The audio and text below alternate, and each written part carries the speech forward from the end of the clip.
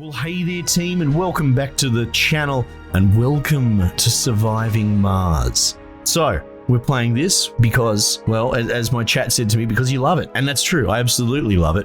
But it's also free on the Epic Games Store at the moment. So if you go on there for this current week, you can download it and redeem it, is probably the best way to put it. And then you have it for free forever. And you should do it because this is one of the best colony management games I've ever played. Gets the big old rubber stamp of approval from Scarlet. So this is definitely a guilty pleasure for me to revisit it. Let's go. Let's get into it. It is a Mars colonization game. I've got the Green Planet DLC. I don't believe that's free on Epic. You don't need it, but it is. There are actually quite some robust DLCs. That one is to sort of greenify Mars and terraform it. A whole lot of, spreading algae and lichen and all that sort of stuff. It's very cool, very in-depth. And I've barely scratched the surface of it. Anyway, difficulty challenge, 120%. A lot of random stuff here. Random, colony. I don't mind this. Rocket scientist, international Mars mission, very easy. Difficulty, very easy. Very easy, eh? I don't know about that. Oh, the terraforming initiative. What can we, is there anyone that's just normal? China. India. Europe. Space Y. Oh, I get it. It's like Space X. Church of the New Ark, and of course Russia's hard. Let's go Space Y. Normal. Difficulty challenge 250%. Jeez Louise. So all of this means nothing to me. Oligarch. Fuel production increased. Random. Let's go random. Mysteries random, game rules normal. Okay, let's go. Sounds good to me.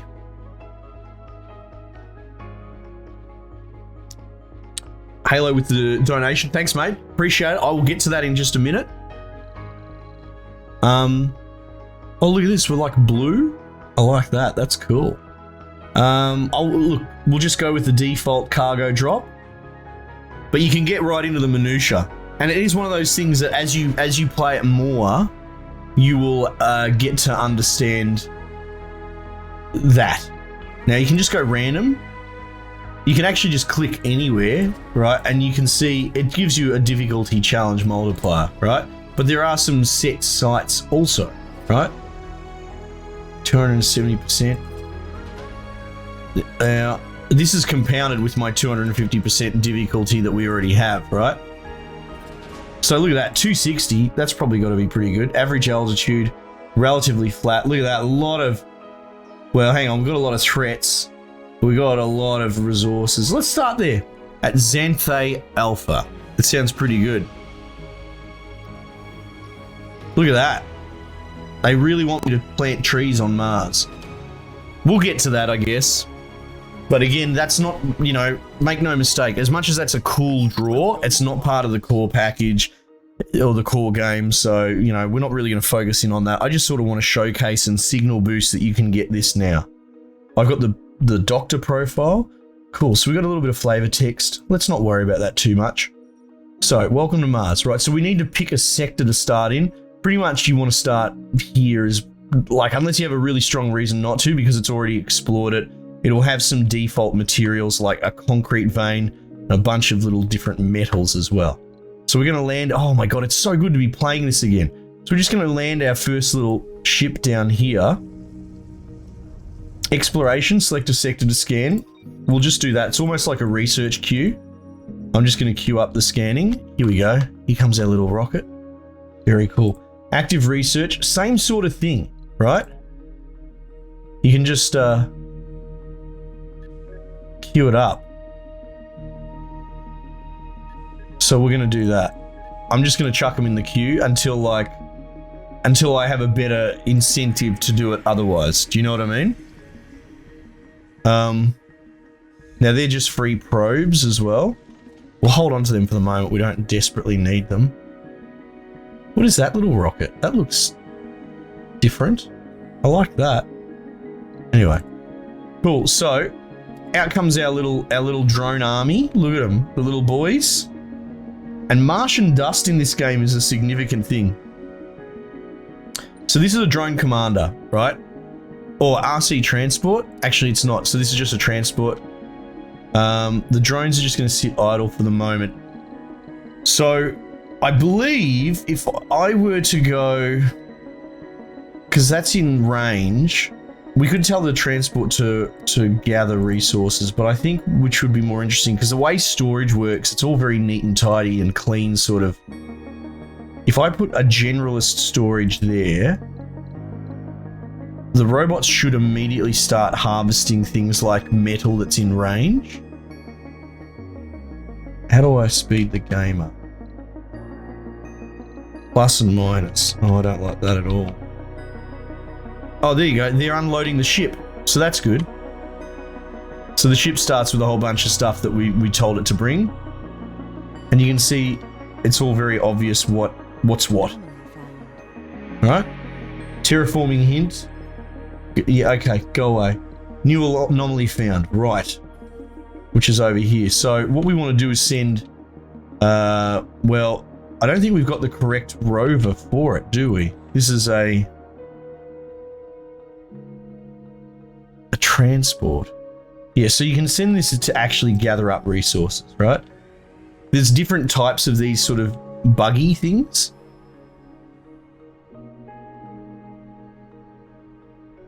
Oh, there we go. He's gathering it up slowly. Should be able to see. There, you can see it in his tray. But there's another type of buggy we kind of want to explore these anomalies. Anyway, so ultimately we need to start to lay the groundwork. Oops, for getting people here. Concrete's going to be a big start. So what we're going to do is infrastructure. Drone hub, no, it might be not power, production. It's going to be this concrete extractor, right?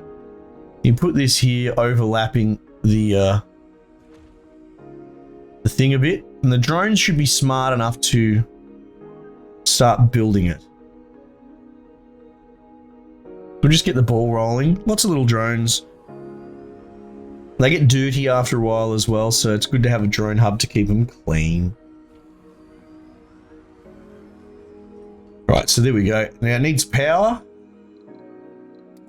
I'm terrible with this menu. I think if you right click, you can just pull the build menu up. Yes. So you can see there, we've actually got a Stirling generator with us. So let's just plonk that there, because that should plug it straight in. Resources are low. And you can obviously open, well, it might not be obvious, but you can open up the generator to get more power. But it gets clogged with dust and maintenance is required a lot more as well. So that's plugged straight in. So this is going to just start harvesting concrete, and you can see they're going to bring that out. Now, something it'll also do is it's going to generate waste rock, which will clog it up if you don't organize waste storage. Oh my god.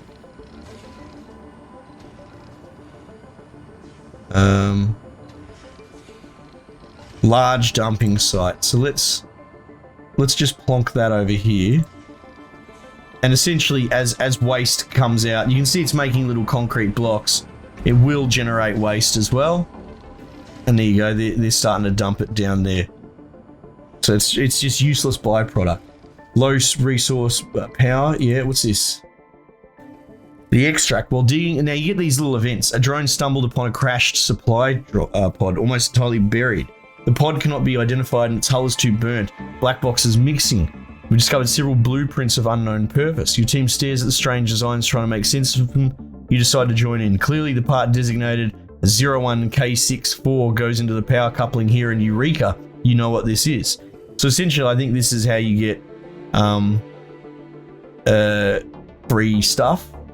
Give me that, whatever that is. I don't know what that is. There's all sorts of tech that I'm not familiar with. The tech tree, while we're on it, is interesting because as I understand it, look how much tech there is. It's nuts. But they're also kind of random as well. Like, they're not always fixed. So getting to know these techs, the best way to find the specific techs is by investigating those anomalies that I was saying on the planet's surface. And by doing that, it will show up the specific tech on the tree, and so then you can research that. But until then, it's just a crapshoot. So you sort of just, I think you can always see the next technology. So you can sort of see the next one, but not the question marks beyond it. So maybe you don't want that tech, but you want something that's in that tree. So you have to research it to get to that point, right? At a certain point, we're going to want a passenger rocket, but we're going to need basic life support, which is this: power, water, and food. It might be a bit early to put down a hub, but I might do it anyway. And I can't remember, do we start with a basic dome, like a self-sufficient dome, or get prefabs from Earth? Yeah, so if I played on the different start, that was very easy. I believe you could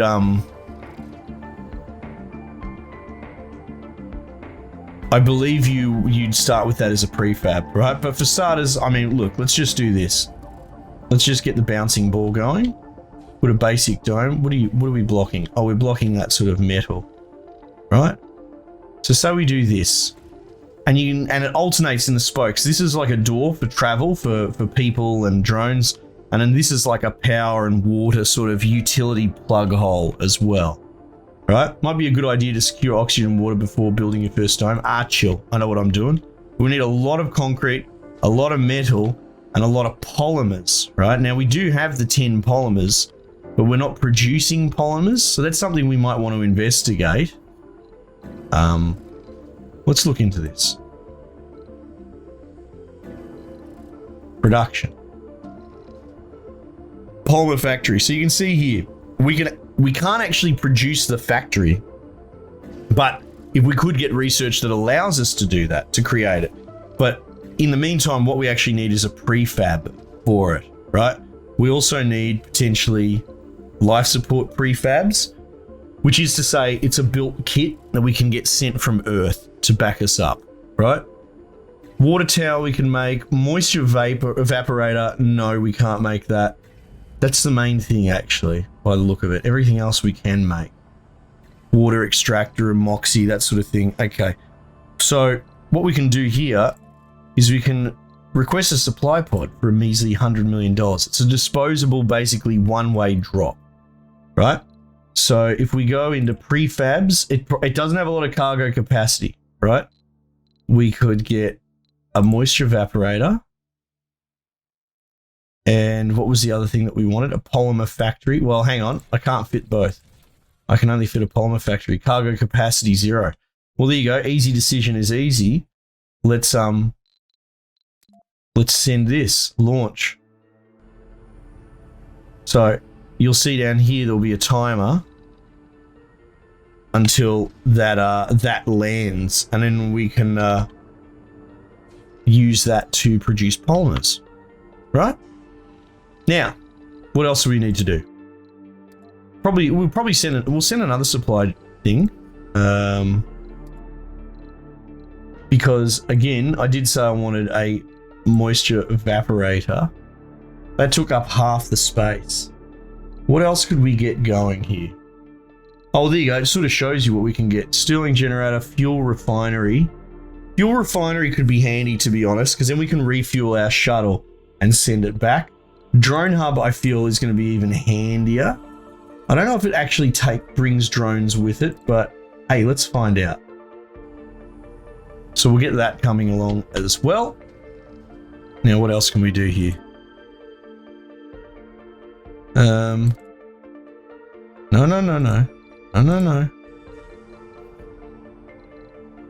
Moxie produces oxygen, right? No production during dust storms. So that's going to be something sort of important to do, right? So what we might do is we'll just plonk that there. Now, I'm not sure if my drones can reach that far, but we'll find out. Lots of metal that they're harvesting. Look at this, and this thing's full.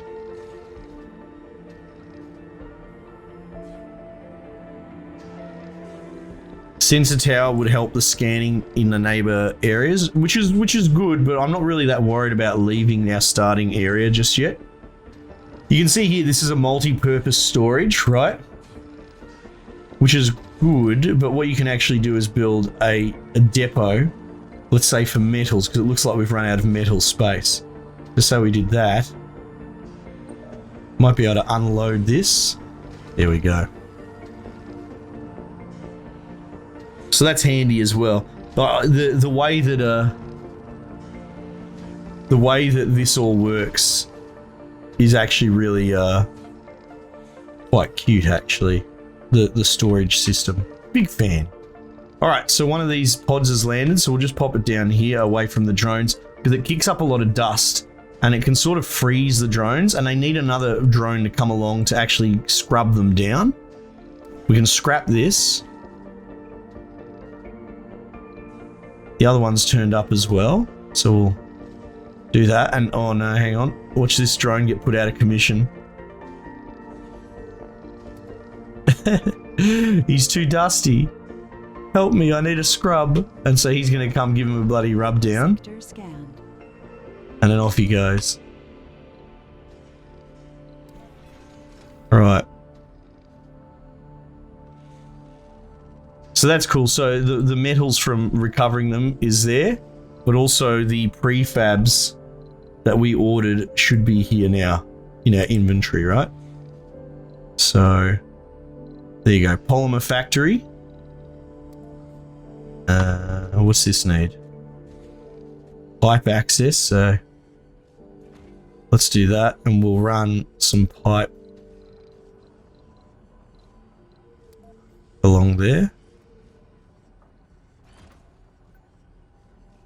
But why does it need pipe is the question. Well, it probably needs water or something like that. And then we'll put a moisture evaporator here as well.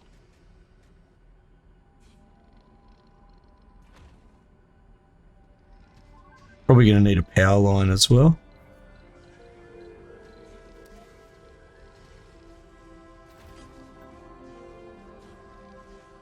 Oh, so just let that all build up. Now, it's all good and well connecting it to the hub because that acts as a pass-through, especially when it's built, right? Which it's nearly there. We just need a bit more concrete, right? But for the moment, our only power source is the Stirling generator, right? So we'll run this thing out here. Like so. So you're getting quite a bit of waste rock build up there, and you can see it just mowing down the concrete. Very cool. So we'll just let them build that power cable to hook all this stuff up so it gets working. Interesting. So the polymer factory won't work without humans, which is okay, cool. I've made a misstep by going in that direction, but I'm rusty. So there are certain buildings. There's living inside the dome, like living quarters, and then things like bars and recreational buildings, but there's also like the hard labor industry buildings that bots can't do, but humans have to, so like the polymer factory. So that's not really going to do much for us just yet. Not the end of the world. That's fine. Now, did we also buy a drone hub? Turboelectric scrubber emits pulses which reduce the dust accumulated on buildings in its range. Oh. That's cool. Well, that's the thing I got for free, so I mean, let's put it there. Might as well, right? Drone hub. Wait, I've got 4 drone hubs? Again, that must be because of the faction that I'm in.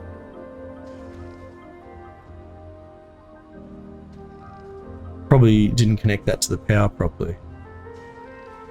Oh no. Oh, and it looks like it did spawn a bunch of drones, 12. Which is good, because, you know, handy to have. I don't know if there's a huge... I'm just going to bunch them up there. I don't really have a massive system worked out just yet. You can use them to, like, overlap with each other. Like, you can see their operating range.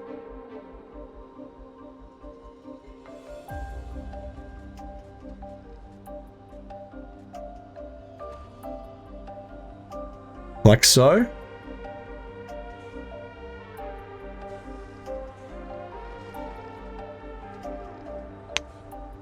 Well, that's cool that we start with so many hubs. I didn't realize. See, we've got a lot of power strain on our network as well now. So we should start building up power. Now I get ultra idiosyncratic in this game, like worse than normal.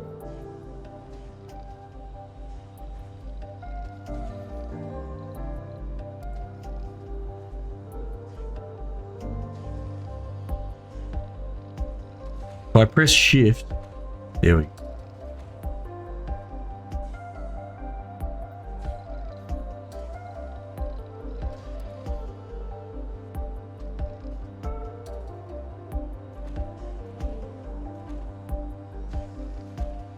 There we go.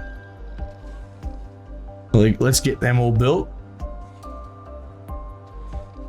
But, you know, embracing the sort of hex relationship and having multiple domes, I build it as close to city hubs as you can. I measure it all out so that I can have like a perfect symmetry of systems. Why aren't you building that? Concrete? Is that one?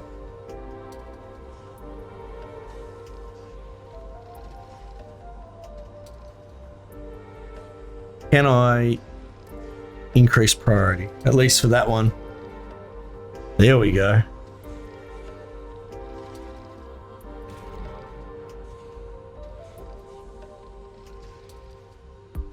At least when we connect that. Well, actually, interestingly, because that hub's not built yet, you know?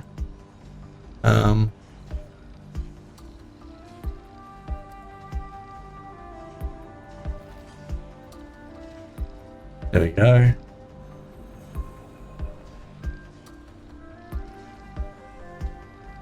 So you can see it takes a bit before you can get humans involved. Now, why are you... Must be connected to an oxygen consumer. Not the end of the world. That's what this will be ultimately.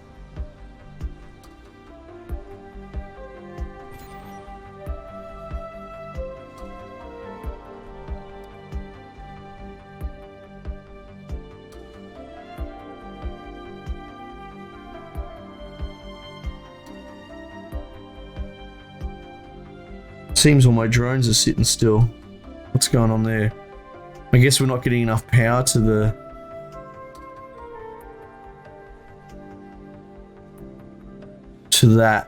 so that we're not getting concrete, so we can't build. It's alright, when the sun comes up, these solar panels will kick in. But that's why we'll need some sort of accumulator or battery or some such. I think we can actually build straight away. There we go. Oh, it requires polymers, of which I have none.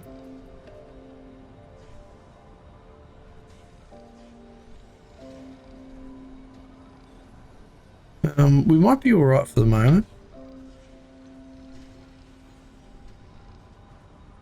40 concrete. So you can see it's going to take a while to get all the concrete that we need. Scanned. Where are they going? Oh, they're going for that. 100%. Okay. Now what we can do is put down probes. Anomaly found. Like that. There go all my probes.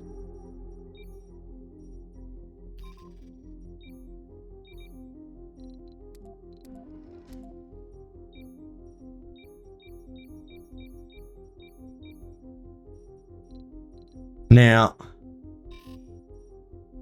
there's oh, I thought I saw an asteroid coming down. So we've got concrete there, so just to speed things up, we might actually get another concrete extractor going up there.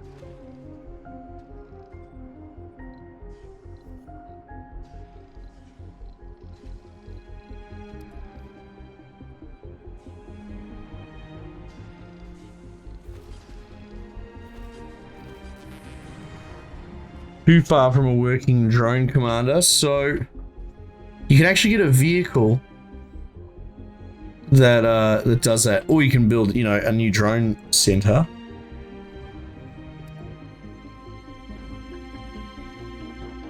Commander, right?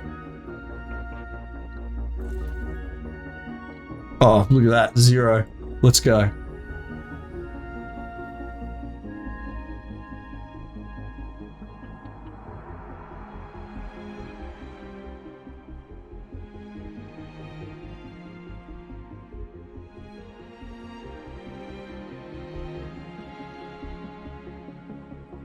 So that's another thing. All right, so the power problem's a bit of a pain. You start with quite a bit of money in the bank to sort of fiddle with, but you don't want to be an idiot and just spend it all.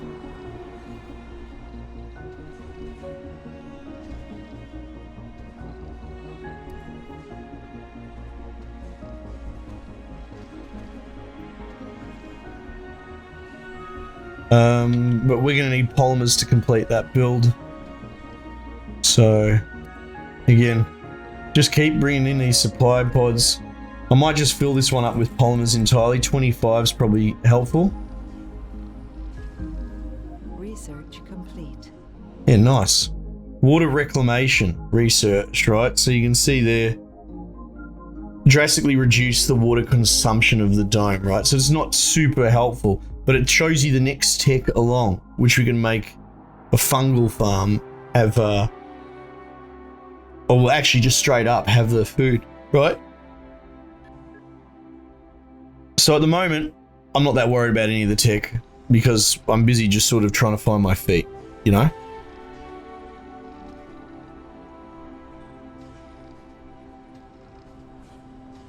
So, I mean, I guess that gives you the broad strokes of what this game is.